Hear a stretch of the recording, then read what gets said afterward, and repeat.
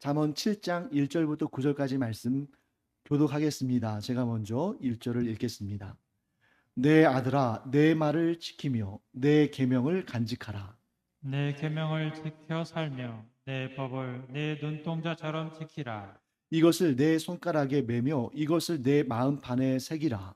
지혜에게 너는 내 누이라 하며 명철에게 너는 내 친족이라 하라. 그리하면 이것이 너를 지켜서 음녀에게 말로 호리는 이방 여인에게 빠지지 않게 하리라.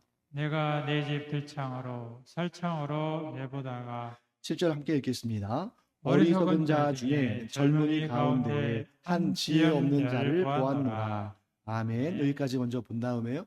9절까지군요. 죄송합니다. 8절, 9절 같이 읽겠습니다. 그가 거리를 지나 음녀의 골목 모퉁이로 가까이 가요. 그의 집 쪽으로 가는데 저물 때, 황혼 때, 깊은 밤 흑암 중에라. 아멘. 그 앰프에서 맨 오른쪽에 있는 거를 내려주세요. 그 리버브가 지금 들어가 있는 것 같으니까요.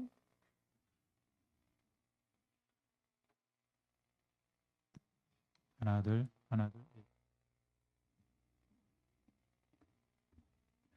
리버브가 찬양하고 할 때는 참 좋은데 이렇게 또 글 읽을 때는 막 동굴에서 막 이렇게 외치는 소리처럼 들리니까 빼고 하겠습니다. 자, 잠언 하면은 일단 지혜가 나오죠. 지혜를 가까이 하는 자는 복됩니다. 왜 그럴까요? 하나님을 가까이 하는 자는 하나님께서 주시는 좋은 것을 얻고 지혜를 가까이 하는 자는 지혜가 주는 좋은 것을 얻습니다. 이거 한자어로 여러분 우리 옛날에 학교 다닐 때 배운 거 있죠? 네, 아주 교양이 훌륭하신 분이시네요. 금묵자 흑 이런 말이 있잖아요. 그래서 묵 검은 것을 가까이 하는 자는 검어진다. 그럼 이보다 훨씬 더 쉬운 우리말 속담은 또 뭐가 있죠? 그 친구를 보면 그 사람을 알 수 있다. 이런 얘기 하잖아요. 근데 조금 더 비하하는 의미로 하는 말도 있어요. 이 강단에서 하기는 조금 쑥스럽습니다만 이런 말 있죠? 끼리끼리 논다. 그런 말도 있잖아요. 그렇죠. 그리고 또 동물에 비유한 속담도 있죠. 까마귀 노는 곳에 백노야 가지 마라. 자, 이런 말들이 그냥 나온 말들이 아니겠죠. 무엇을 가까이 하느냐가 그 사람을 결정한다. 지혜를 가까이 하는 자는 지혜가 주는 좋은 것을 얻고 하나님을 가까이 하는 자는 하나님께서 주시는 좋은 것을 얻는다. 악인을 가까이 하는 자는 악인이 주는 악한 것을 얻겠죠. 그래서 시편 1편에 복 있는 사람에 대해서 어떻게 정의합니까? 악인의 길에 서지 않는다. 악인과 같이 걷지 않는다. 이런 말씀하는 거죠. 그래서 지금 계속해서 반복적으로 내 아들아, 내 아들아 나오잖아요. 부모가 자녀에게 줄 수 있는 최고의 교훈은 뭐냐면 부모가 언제까지나 끌고 다닐 수 없어요. 아니 내가 보일 때는 그렇게 하겠죠. 내가 내 눈에 보이지 않을 때는 어떻게 하겠어요? 그래서 최고의 교훈, 최고의 교육은 부모가 가까이 있지 않을 때도 여전히 좋은 사람들과 좋은 것들을 가까이 하는 사람이 되도록 가르치는 것이다. 내가 늘 끌고 다닐 수는 없다. 그래서 우리가 자녀들을 양육할 때 그 자녀들을 막 정말 그냥 잔소리를 해가면서 뭐 사사건건 이렇게 간섭하고 잔소리하는 것보다 오히려 더 좋은 가르침은 중심을 세워주는 것이다. 잣대를 명확히 갖게 하는 것이다. 그게 바로 이 잠언의 말씀입니다. 잠언의 이 지혜자가 자기 자녀를 내내 어디를 가든지 따라다니고 그의 뒤에 뒤쫓아가면서 자기가 알아서 해주고 알아서 뜯어 말리고 알아서 붙여주고 그렇게 하지 않아요. 교훈을 주는 거예요. 교훈. 하나님께서 주시는 가장 큰 복. 지혜가 주는 가장 큰 복은 영원한 생명이다. 그런데 아까도 주일 예배 시간에도 제가 얼핏 말씀드렸습니다만, 오늘날 기독교의 가장 큰 문제 중에 하나는, 문제들이 많습니다만 그 중에 가장 큰 문제 중에 하나는 뭐냐면, 기독교인과 비기독교인, 하나님을 섬기는 사람들과 하나님을 섬기지 않는 사람들의 차이가 점점 줄어들고 있어요. 자, 그러면 이 믿는 사람과 믿지 않는 사람들의 차이가 왜 점점 줄어들고 서로 닮아가는가? 만일 여러분, 믿지 않는 사람들이 믿는 사람들을 닮아간다면 최상인 거죠. 그렇지 않습니까? 믿지 않는 사람들이 믿는 사람들을 닮아가면 최상이에요. 근데 반대로 믿는 사람들이 믿지 않는 사람들을 닮아간다면 최악이죠. 오늘날 이 한국 교회에서 보여지는 믿는 사람들과 믿지 않는 사람들 사이에 간격이 좁아지는 이러한 모습들이 최악 쪽에 가까울까요? 최선 쪽에 가까울까요? 안타깝게도 최악 쪽에 가까워요. 어디에서 그런 판단을 할 수 있습니까? 자, 오전에 주일 예배 시간에 여러분들이 들었던 설교의 내용을 바탕으로 한번 생각해 보세요. 믿는 사람과 믿지 않는 사람들의 간격이 좁혀지고 있다면 무엇 때문에 그렇습니까? 자, 오늘 주일 예배의 주제, 형통에 대한 개념과 정의가 서로 엇비슷해지고 있다. 기독교인들이 어느 순간인가부터 잘 먹고 잘 살고 공부 잘하고 좋은 대학 가고 좋은 직장 가고 안 아프고 자기 하고 싶은 대로 다 하고 이런 것들을 형통의 범주에 아주 중요한 최상의 리스트에 올려놓고 있어요. 자, 지금 방금 제가 말씀드린 것들이 형통의 요소가 될 수 있습니까? 없습니까? 될 수 있죠. 그런데 대신에 그 리스트의 최상단은 아니에요. 그리스도인의 형통의 리스트의 최상단은 뭐냐면 하나님과의 친밀한 관계. 하나님과의 친밀한 관계가 형성되어 있다면 그가 종으로 살든 주인으로 살든 아파서 병원 시설을 지든 건강해서 열심히 운동을 하든 돈이 별로 없어서 정말 쩔쩔매든 돈이 막 남아 돌아서 평생 다 셀 수 없을 정도든 별 문제가 안 되는 것이 그리스도인들의 그게 야성인 거예요. 본질적인 모습이죠. 그런데 어느 순간에선가부터 돈이 없으면 하나님의 은혜를 얻지 못하는 것처럼, 몸에 어디 아프고 병들고 암에 걸리고 그래서 병원에서 이렇게 고생하면은 형통하지 않은 것인 것처럼, 대학에서 떨어지거나 내가 원하는 좋은 직장에 가지 못하거나 내가 원하는 만큼 벌이가 되지 않거나 그러면 형통하지 않은 것처럼 그렇게 판단하는 그리스도인들이 너무나 갈수록 많아졌다. 자, 그럼 그렇게 된 원인은 뭘까요? 그렇게 그리스도인들의 형통에 대한 개념이 세상에 속한 사람들의 형통에 대한 개념과 거의 근접해버리는 그러한 너무나 안타까운 일이 벌어진 그 이유가 뭘까요? 초대교회 당시만 보세요. 초대교회 성도들 대부분 다 가난하고 대부분 박해를 당하고 대부분 또 아픈 데도 많고 바울 얼마나 아픈 데 많았어요? 그런데 그 사람들이 그걸 가지고 형통의 개념을 삼고 형통의 정의를 삼고 그렇게 살지 않았다는 거거든요. 근데 어디서 이런 문제가 생겼을까? 저는 그 문제의 근원을 번영주의 신학에 있다고 봅니다. 번영주의 신학 뭐예요? 잘 먹고 잘 사는 것이 하나님이 주신 복의 최상단의 리스트에 있다. 근데 안타깝게도 우리나라가 유난히 그런 경향이 강했어요. 왜 그랬냐면 우리나라 초창기의 기독교의 전통은 그렇지 않았습니다. 왜냐하면 우리나라, 제가 지금 교단을 나누고 서로 이렇게 차별하고 싸움 붙이고 이러는 게 아니에요. 우리나라의 선교 초창기에 들어온 선교사들은 대부분 청교도주의와 같이 아주 경건의 뿌리가 깊은 사람들이었어요.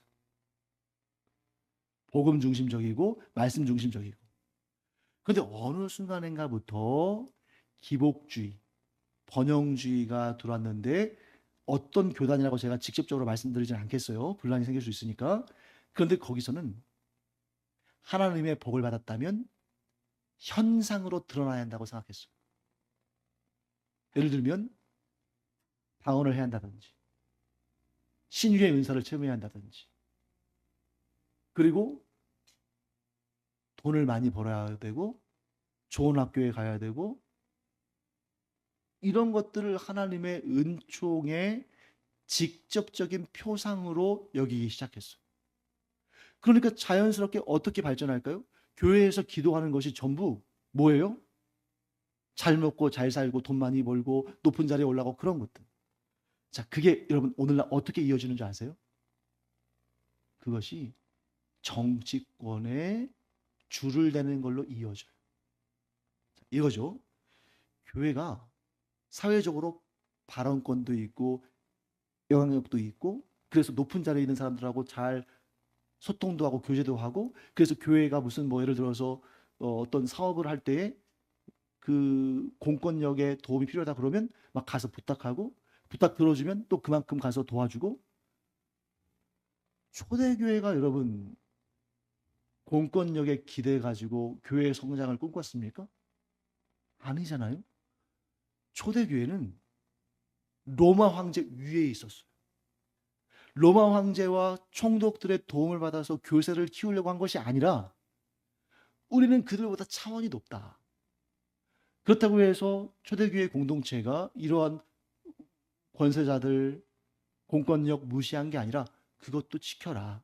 왜냐하면 그것도 하나님께서 세우신 그러한 사람들이기 때문이다. 하지만 너희가 그들에게 끌려가는 존재가 되어서는 안 된다. 오히려 교회 공동체가 그들 위해서 하나님의 뜻을 전하고 선한 양심과 법을 지키는 준법 정신과 이런 것들을 그들에게 외침으로 마치 광야에서 외치는 선지자의 소리와 같이 잘못된 길로 가고 불의를 행하는 자들을 호통을 치고 그들로 하여금 뉘우치게 하고 올바른 길로 가도록 이끌어주는 그런 역할을 교회 공동체가 감당해야 한다고 생각했는데 지금은 아니잖아요.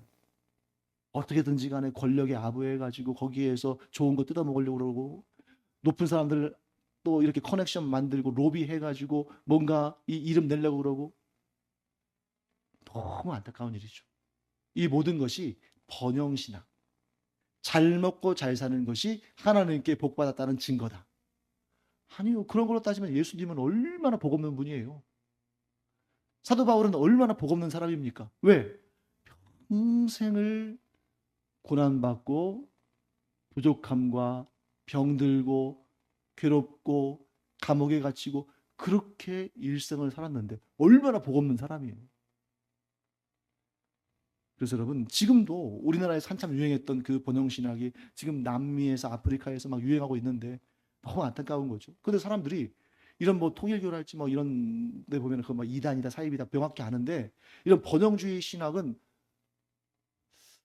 자기 안에 그런 욕구와 탐심이 있어서 그런지 그냥 그 잘못을 그렇게 심각하게 여기지 않고 그냥 물에 물 탄 듯 이렇게 쭉 지나가는 경우가 있어요. 사랑하는 성도 여러분, 잘 먹고 잘 사는 거 하나님이 주신 은혜입니다. 그것도 형통의 리스트 가운데 있어요. 그런데 그것이 최상단에 있어서 다른 모든 것들을 압도한다? 그것은 올바르지 않다. 기독교인의 품위를 좀 지켜라.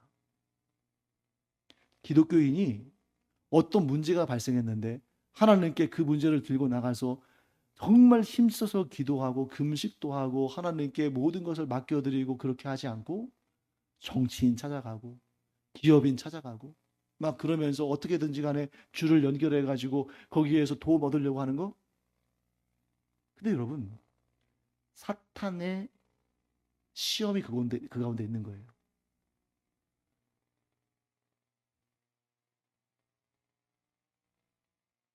많은 문학 작품들, 예술 작품들을 보면 그런 내용들이 많이 나와요.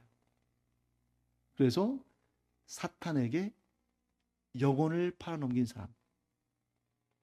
그런 내용들을 여러분들 가끔 보시죠. 뮤지컬에도 있고 영화에도 있잖아요. 이게 뭐냐면 결정적인 순간에 자기의 욕심을 따라서 하나님의 뜻을 버리고 사탄의 영혼을 팔고 그래서 욕심을 채우고자 하는. 근데 오늘날 교회 공동체 안에도 그런 사람들이 얼마나 많은가. 심지어 교회 지도자들 가운데서도 그런 경우가 많다는 거죠. 그래서 여러분들이 이제 우리가 이제 교회 오늘 7주년 감사 예배 드렸잖아요. 7주년이면 교회 역사로 따진다면 굉장히 초창기입니다. 어떤 교회의 초창기의 역사인 거예요. 이때부터 우리가 확고하게 이것을 마련해 둬야 되는 거죠. 어떤 확고한 신념을 가지고 있어야 되냐면 우리 교회는 정치권과는 어떠한 경우에도 서로 유익을 주고받기 위해서 이용하지 않는다. 교회가 정치권에 이용을 당해서도 안 되고 교회가 정치권을 반대로 이용하여서 자기의 유익을 구하려고 해서도 안 된다. 우리가 꼭 이걸 마음에 새겨두고 이 중심이 변하지 않도록 지켜내기를 간절히 바랍니다. 네, 그 다음 볼까요? 자, 반대로 하나님을 멀리하고 지혜를 멀리하는 자는 파멸로 이끄는 음녀와 말로 호리는 이방 여인에게 빠지게 된다. 사람은 특징이 있습니다. 어떤 특징이냐면 혼자 살아가지 못해요. 자, 이 가운데 여러분 혼자 살아갈 수 있다고 생각하시는 분 계셔요? 없어요.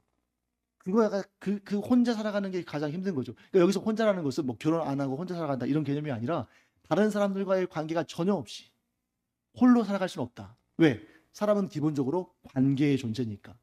그래서 우리가 이걸 두고 항상 그 중국의 그 한자를 인용하잖아요. 사람 인자를 쓸 때 어떻게 해요? 둘이서 기대고 맞대고 있는 것처럼 그렇게 쓰잖아요. 너무. 그리고 사람이라고 할 때 한자로 뭐라고 해요? 사람을 인간이라고 하잖아요. 인간. 이는 사람 인자고 간은 뭐예요? 사이간자예요. 사이간자. 서로 관계를 맺고 지내는 존재가 인간이라는 뜻이죠. 그러다 보니까 하나님을 가까이 하면 자연스럽게 여기에서 음녀와 호리는 말로 호리는 이방 여인으로 표현된 그런 하나님을 대적하는 세력으로부터 멀어지게 돼 있어. 그런데 하나님을 대적하는 세력에게 가까이 가면 그들과 가까운 관계를 가지면 누구와는 멀어지게 되는 거예요? 하나님과는 멀어지게 되는 거예요. 하나님도 가까이 하면서 이러한 음녀와 말로 호리는 이방 여인으로 대표되는 하나님을 대적하는 세력과도 가까운, 둘 다 가까울 수는 없어요. 분명히 차이가 있습니다. 그리고 그 결과도 차이가 있어요. 하나님과 지혜를 가까이 하는 자는 무엇을 얻습니까? 영원한 생명. 여기에서 아주 중요한 포인트가 나옵니다. 많은 그리스도인들이 영원한 생명이 가장 좋은 것입니다 라고 말하면서도 실제로는 영원한 생명이 아니라 영원하지 않은 욕심거리, 영원하지 않은 그런 시험거리를 더 즐거워하는 경우들이 많다.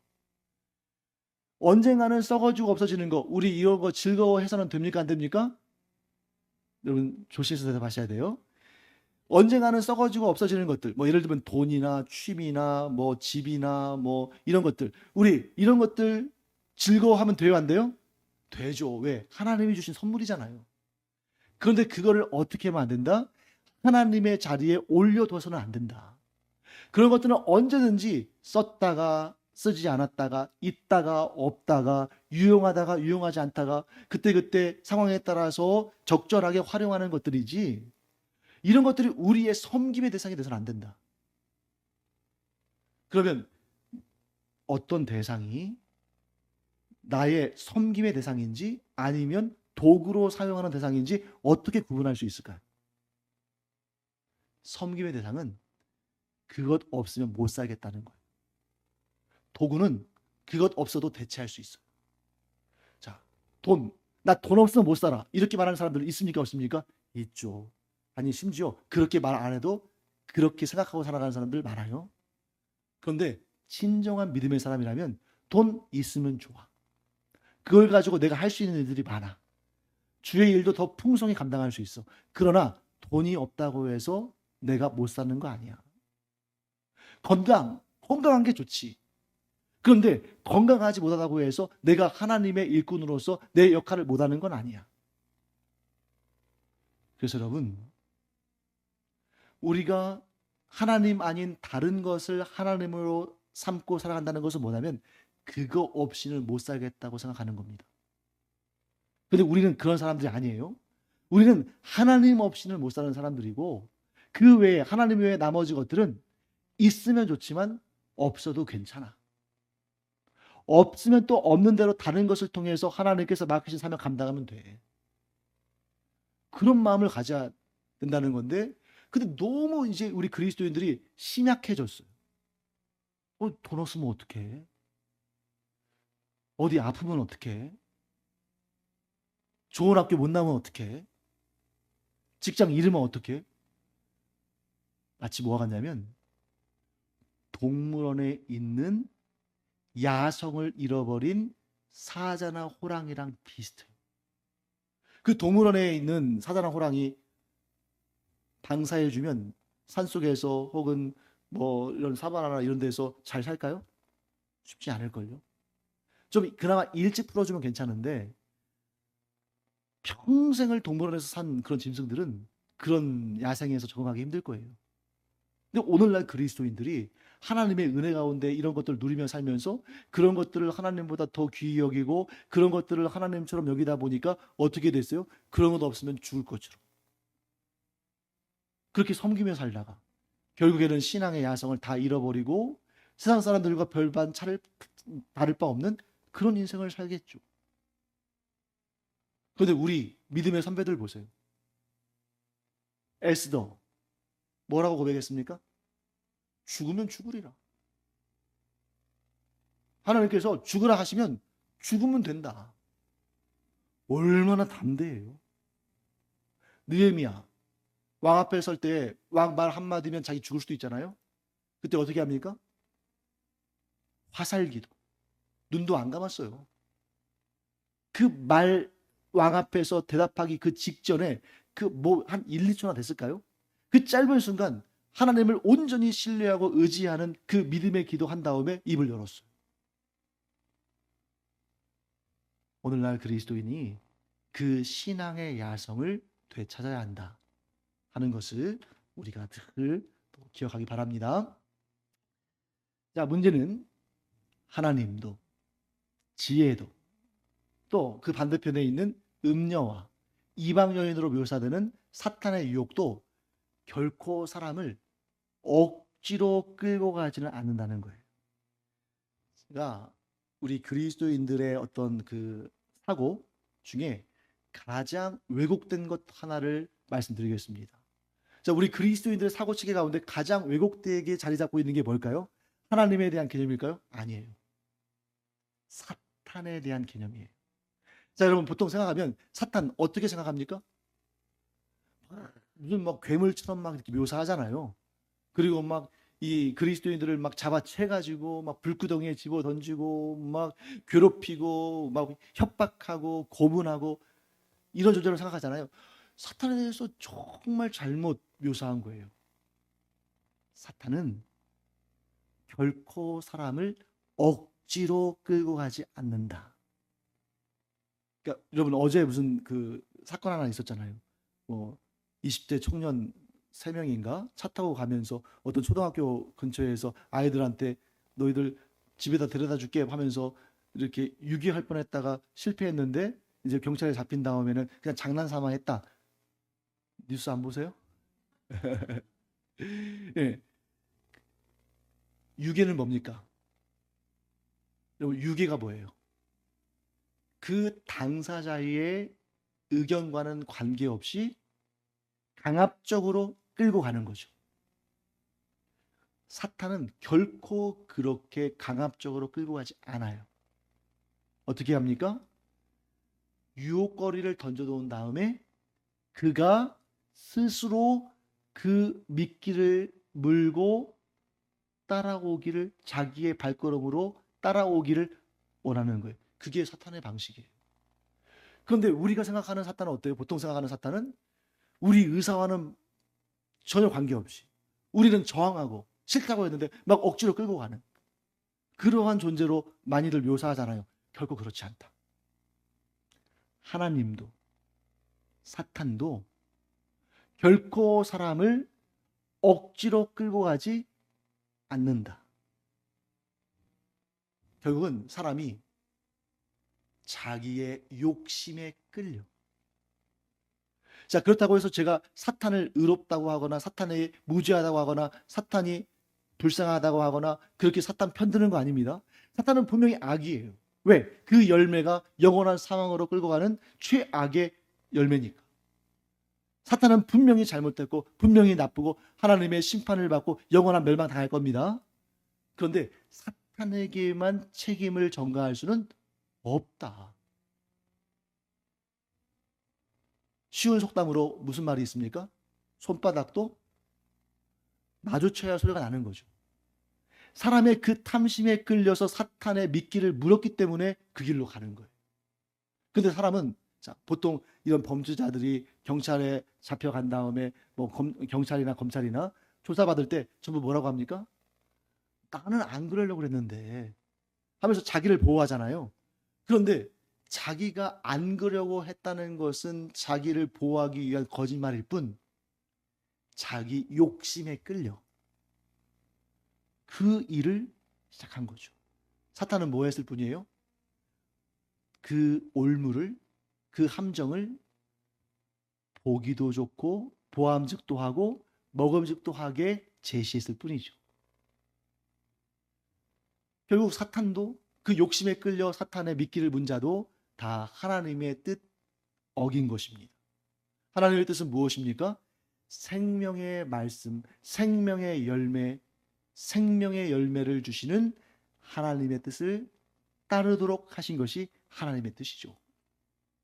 그런데 사람이 스스로 원해서 그 욕심에 끌려서 음녀와 이방 여인, 곧 사탄에게로 나아간다는 것입니다. 자, 그래서 오늘 본문에는 지혜롭지 못한 젊은 남자를 대표로 보여주고 있죠. 지혜롭지 못한 이 젊은이가 협박을 받아서 강제로 유기돼서 음녀의 골목 모퉁이로 끌려갔을까요? 아니라는 거죠. 스스로 그 음녀의 골목으로 갔다는 거예요. 이미 마음에 음녀의 골목으로 가고자 하는 그러한 결심이 있었던 거죠. 그래서 예수님께서 이렇게 말씀하셨어요. 너희가 음행하지 말라, 즉 간음하지 말라라는 계명을 들었거니와 다른 일성을 보고 음행의 마음을 품은 것부터가 이미 간음한 것이다. 자, 그런 관점에서 본다면 이 음녀의 골목 모퉁이로 걸어간 이 지혜롭지 못한 젊은이에게 문제가 있는 거죠. 물론 음녀가 문제가 없다는 건 아니에요. 그런데 음녀에게만 모든 것을 덮어 씌울 수 없다. 사탄에게만 모든 것을 덮어 씌울 수 없다. 그 사탄의 먹음직도 하고 보암직 또한 그 유혹을 선택하려고 하는 그러한 패역한 마음에서부터 문제는 출발한다 하는 것입니다. 그래서 여기 그가 저물 때, 황혼 때, 여러분 저물 때, 황혼 때, 깊은 밤, 이거 뭘 말하는 걸까요? 시간의 흐름이죠. 근데 어떤 시간의 흐름이에요? 빛이 점점 어두워지는, 빛이 점점 약해지고 어두워지는 때잖아요. 그때 왜 그 시각에 음녀의 집이 있는 골목으로 갔을까요? 그것이 잘못된 것임을 아니까. 이 사람이 정말 이 음녀의 집에 가는 것이 잘못된 것임을 몰랐다면 대낮에도 갔겠죠. 아침에도 갔겠죠. 그런데 이것이 잘못된 것을 알았어요. 어떻게 알았을까요? 이미 이 사람은 그 지혜로부터, 아버지로부터 그것이 잘못된 일이라는 것을 들었고 그 교훈을 습득한 사람이기 때문에. 자, 그러면 여러분과 제가 하나님의 뜻을 아는데 범죄한 것은 더 큰 문제가 되겠죠. 예수님은 이렇게 말씀하십니다. 많이 맡은 자에게 많은 것을 요구한다. 또 성경은 이렇게 말씀하시죠. 알고도 지은 죄가 더 큰 죄다. 자, 그러면 여러분, 우리가 알고 죄를 지으면 더 큰 책망을 받고 더 큰 죄가 되기 때문에 힘써서 몰라야 됩니까? 어때요? 내가 많이 알으면 아는 만큼 그렇게 좀 책임감도 더 커지고 징계의 수위도 더 높아지겠죠. 그러니까 힘써서 몰라야 되겠어요? 그걸 뭐라고 합니까? 오늘 속담이 많이 나오네요. 구더기 무서워서 장 못 담그는 거죠. 우리는 하나님의 말씀을, 예수 그리스도의 교훈을 할 수 있는 한 많이 알아서 그것을 가지고 우리의 영혼이 더 하나님을 가까이 하고 우리가 더 아름답고 복된 영광의 면류관을 받고 영원한 상과 복을 받으려고 애를 써야지. 이거 내가 많이 알고 있다가 혹시 어기면은 내가 더 큰 벌을 받을까 봐 오히려 더 모르려고 한다. 이거 말이 안 되는 거잖아요. 무엇이 참으로 좋은 것인지를 아는 것, 그것이 지혜입니다. 무엇이 좋은 거예요? 하나님에 대한 지식이 풍성해서 내가 받을 상과 복을 풍성히 하는 것, 그게 제일 좋은 것이다. 자, 그 다음에 우리 10절부터 23절까지 말씀 교독할까요? 7장 10절부터 23절까지 제가 먼저 10절 읽겠습니다.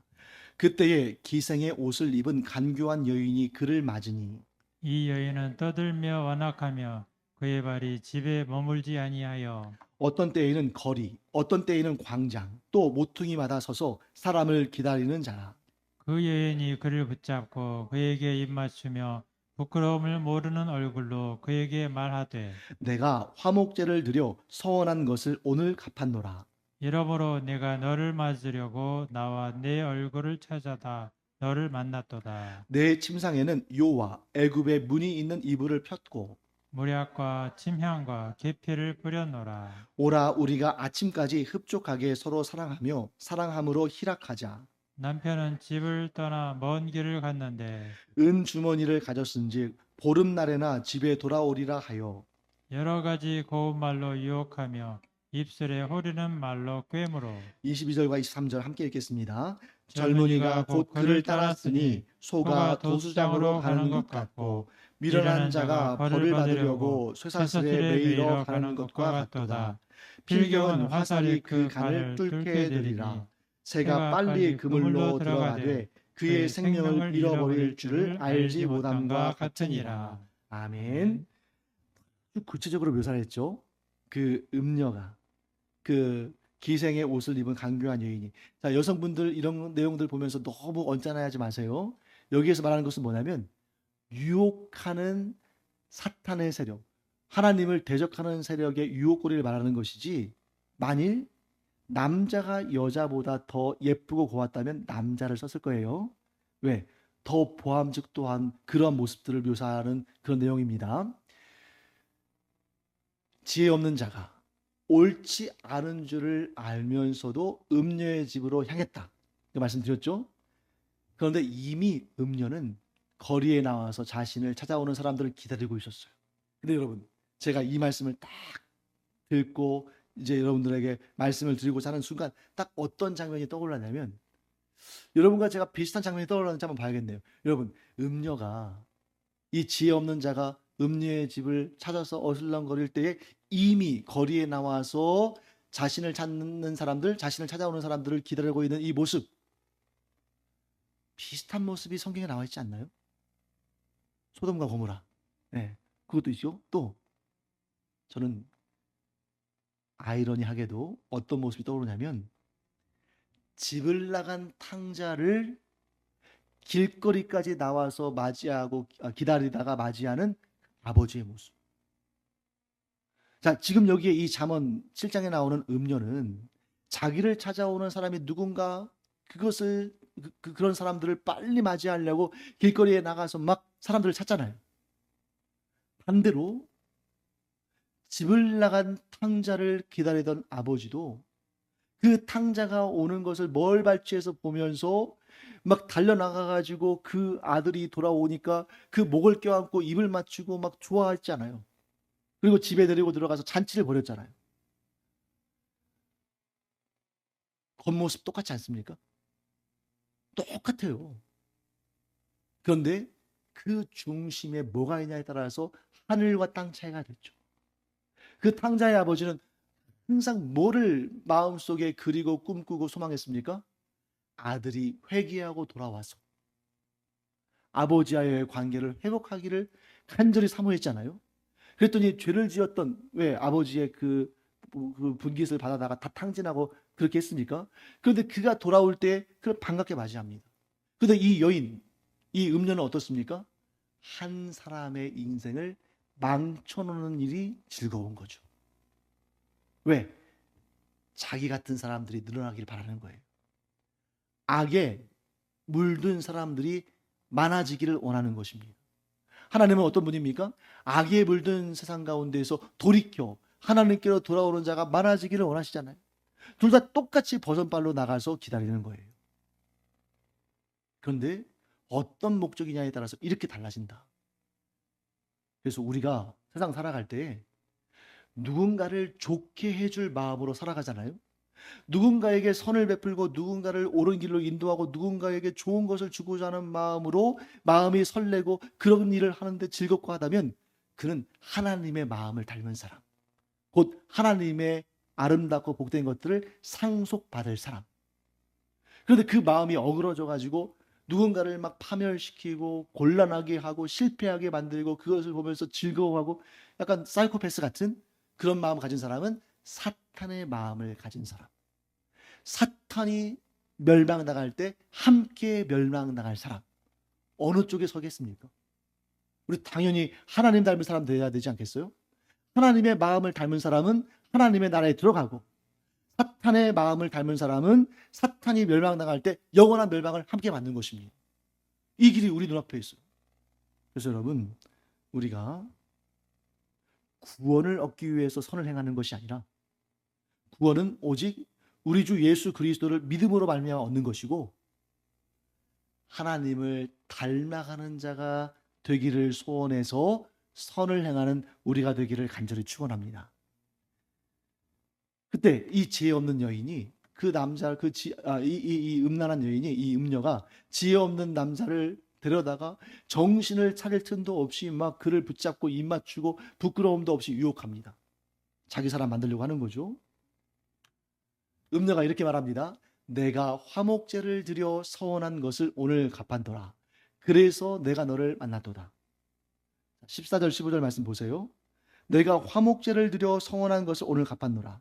이러므로 내가 너를 맞으려고 나와 내 얼굴을 찾다가 너를 만났도다. 이게 무슨 얘기냐면 화목제. 화목제는 어떤 제사입니까? 그야말로 하나님과 자기 사이의 관계를 화목하게 하는 제사죠.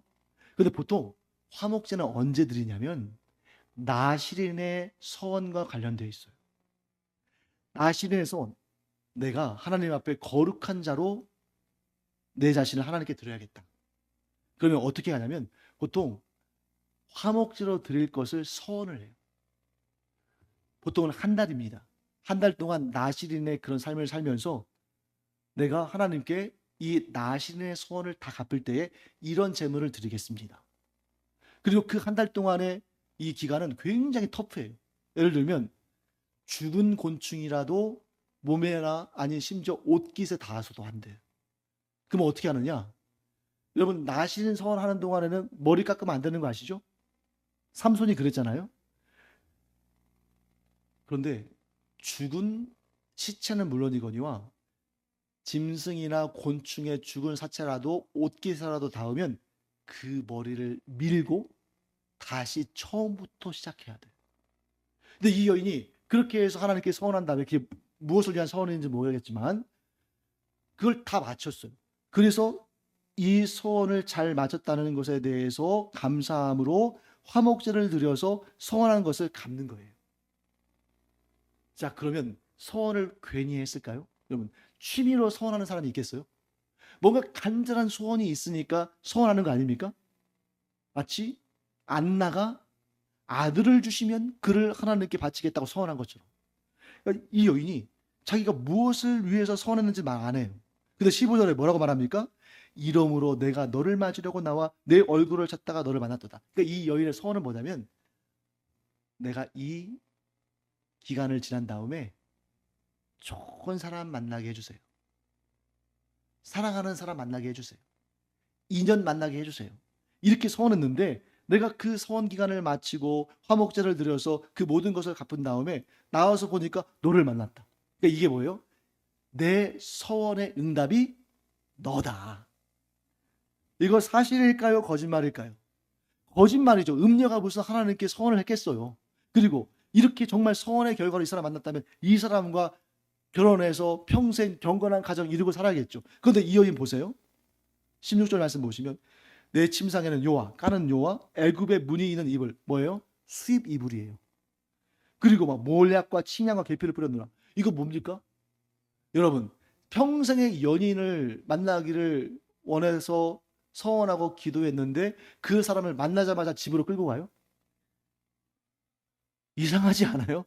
미리 다 준비해 놓고 왔어요. 거기다가 여러분 보세요. 19절 말씀, 18절 말씀은 너무 낯뜨거워서 읽지 않겠습니다. 19절 말씀, 남편은 집을 떠나 먼 길을 갔는데 쓸데없는 정보를 제공하죠. 자기가 뭐예요? 남편이 있대잖아요. 남편이 있는데 연인을 위해서 소원을 해요? 누가 봐도 이상하지 않습니까? 근데 거기다가 20절, 은주머니를 가졌으니 여러분 고대 사회에서 은은 뭡니까? 돈이죠, 돈. 돈을 가져갔는데 두둑히 가져가서 보름날이나 돼야 집에 온대요. 유혹하는 거잖아요. 유혹을 받는 자는 둘 중에 하나입니다. 정말 아무것도 몰라서 넘어가거나 아니면 아는데 넘어가 주거나. 이 사람 지금 아무것도 모르는 사람이겠습니까? 아는데 넘어가 주는 사람이겠습니까? 아는데 넘어가 주는 사람이죠. 그래서 22절 말씀 볼까요?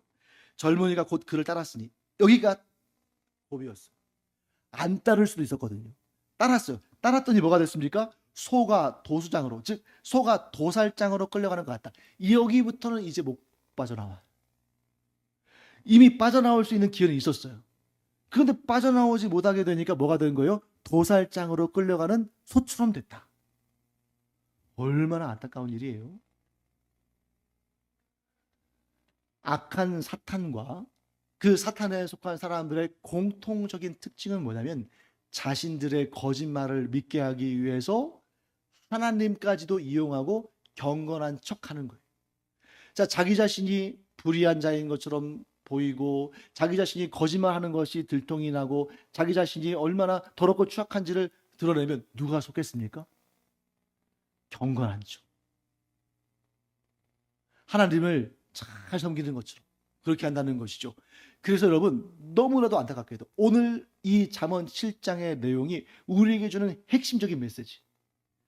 너무나도 안타깝게도 오늘날 최악의 사기는 어디에서 발생한다고요? 종교에서. 그 중에서도 기독교를 사칭하는 자들이 가장 악하고 가장 많아요. 여러분 마침 오늘날의 상황을 너무나 잘 아는 것처럼 말씀하지 않으셔요?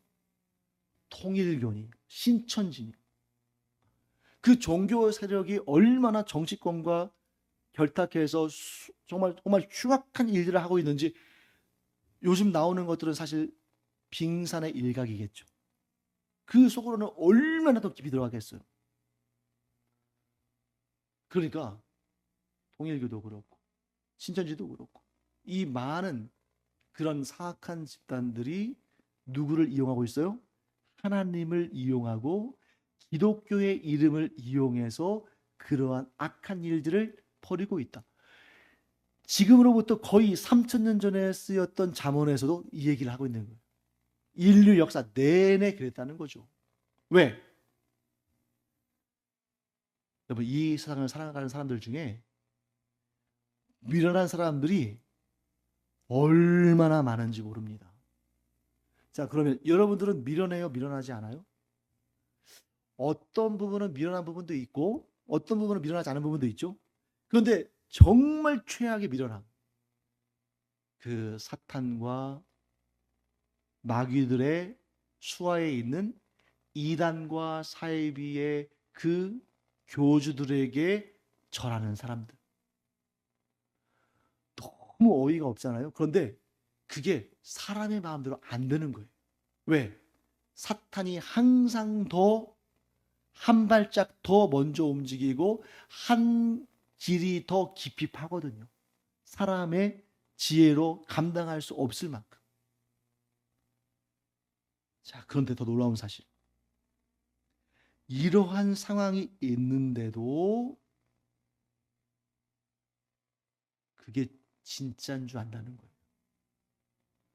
그러면 여러분, 오히려 기독교 신앙이 없는 사람들은 그걸 보면서 야, 저 제정신이면 저럴 수 있을까? 아니, 저거 초등학생도 안 넘어가겠는데? 이렇게 반응합니다. 안 믿는 사람들은, 종교 없는 사람들은. 당연해요. 왜?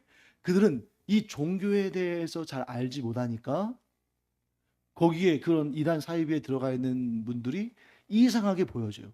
그런데 저는 이해가 돼요. 오히려 정말 순수한 분들 가운데도 거기에 가서 계실 수 있는 분들도 있어요. 무슨 차이냐? 교훈을 아냐 모르냐. 여러분, 이런 하나님의 말씀, 이 교훈을 잘 알지 못하면 정말 순수한 마음이고 정말 착한 마음이고 정말 누가 봐도 귀한 분인데 거기 가서 앉아 있을 수 있어요. 그리고 그 교주가 진짜 하나님인 줄로 알고 있을 수도 있어요. 아마 제 생각에는 대부분의 이단 사이비 교주들과 그 핵심 수뇌부들 있죠. 이 사람들은 사기꾼들입니다. 그리고 소수는 정말 자기가 하나님인 줄로 아는 정신병자예요. 다수의 사기꾼과 소수의 정신병자들. 그런데 그 이단과 사이비를 추종하는 사람들 가운데는 의외로 우리가 생각하는 것보다 훨씬 순수한 마음으로 그 자리에 있는 분들도 있을 수 있어요. 지식이 잘못돼서 올바른 교훈을 배우지 못해서 거기에 있을 뿐이지 사실은 사기꾼도 아니고 정신병자도 아닌 거예요. 그래서 우리가 해야 할 가장 중요한 것은 뭐냐면 그 이단 사이비의 교주들에게, 그리고 또 그 배후에는 사탄이 있죠. 사탄에게 미혹당한 그분들이 나쁜 의도로 간 게 아닌데, 거기에 음흉한 흉계를 품고 간 게 아닌데 피해자잖아요. 그래서 그분들이 하나님의 은혜 가운데, 성령님의 밝히 보게 하심 가운데 거기서 속히 나오게 되기를. 그래서 정통적인 교회에 와서 바른 신앙, 바른 교훈을 얻고 제대로 신앙생활을 하게 되기를. 그래서 여러분도 구분할 수 있어야 돼요.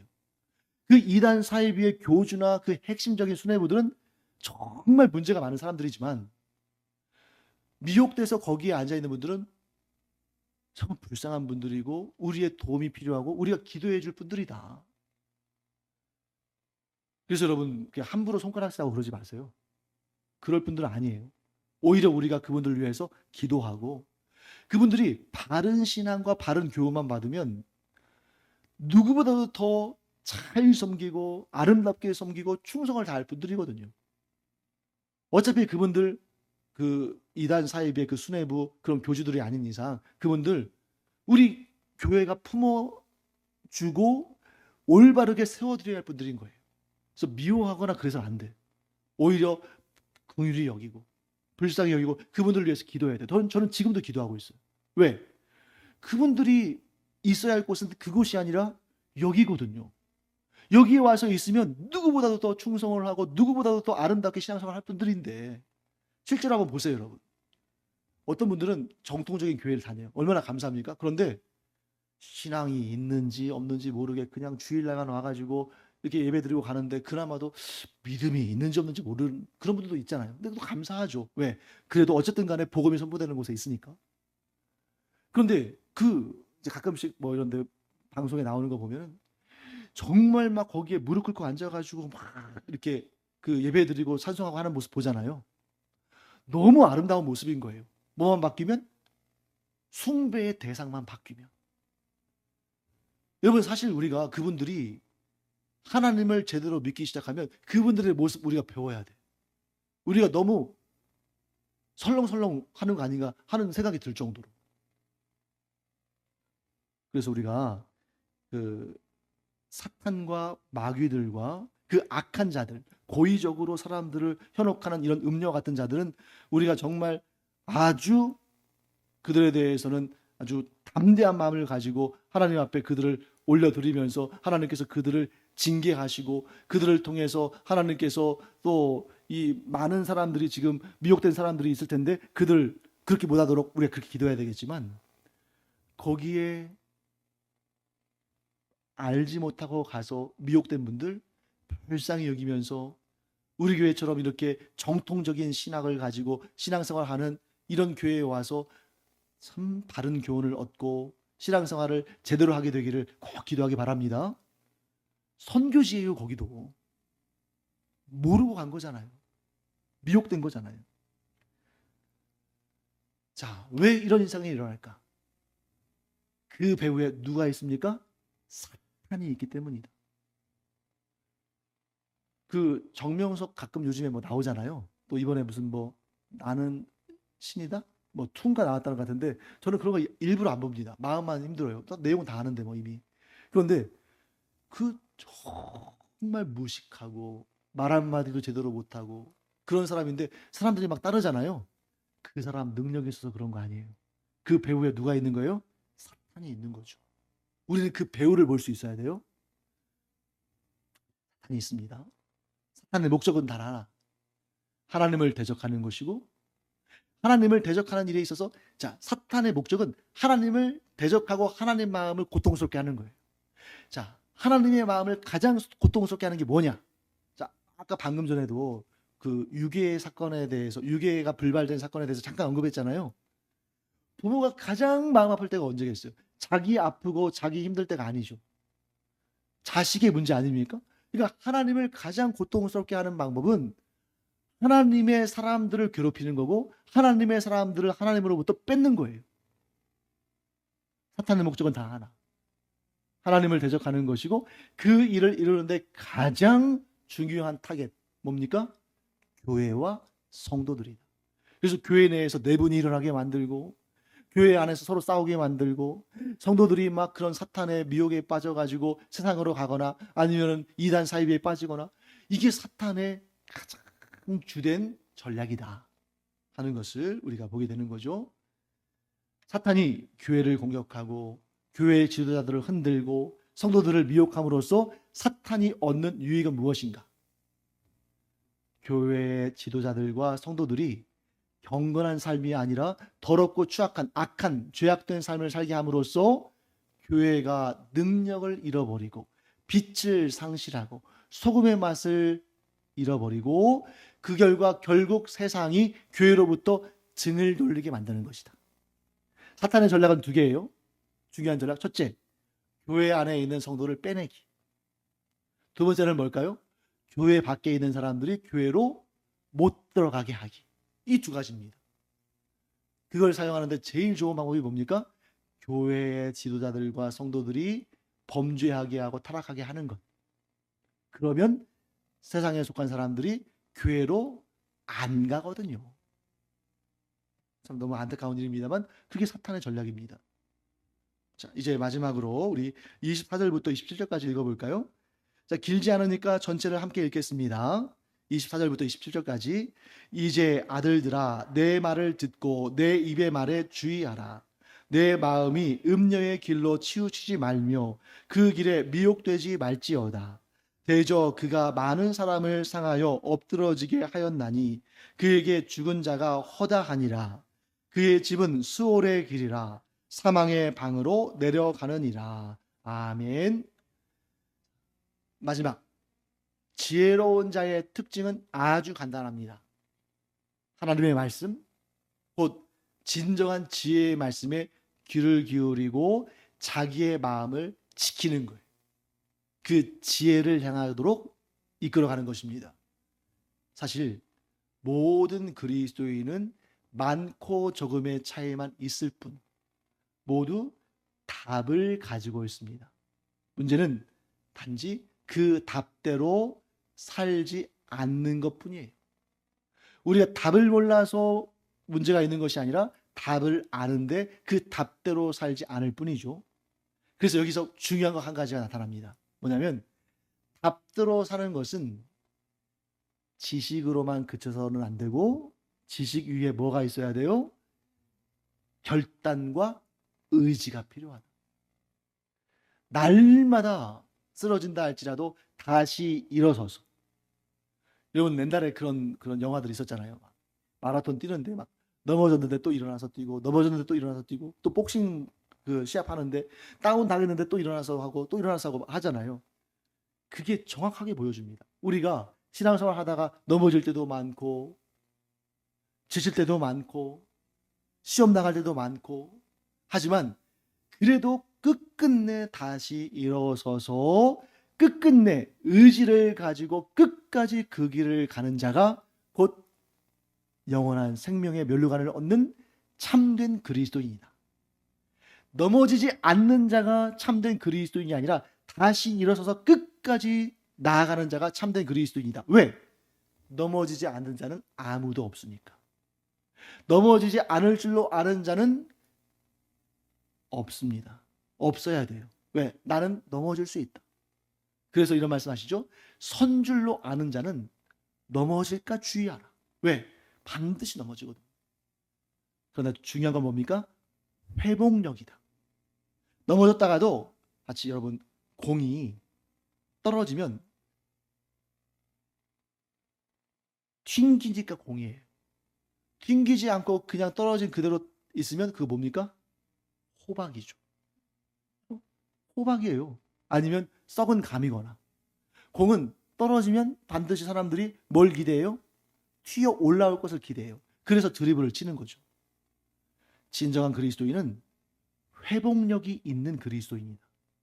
떨어질지언정 반드시 다시 주님의 손을 잡고 일어서는 자가 진정한 그리스도인이다. 꼭 기억하기 바랍니다.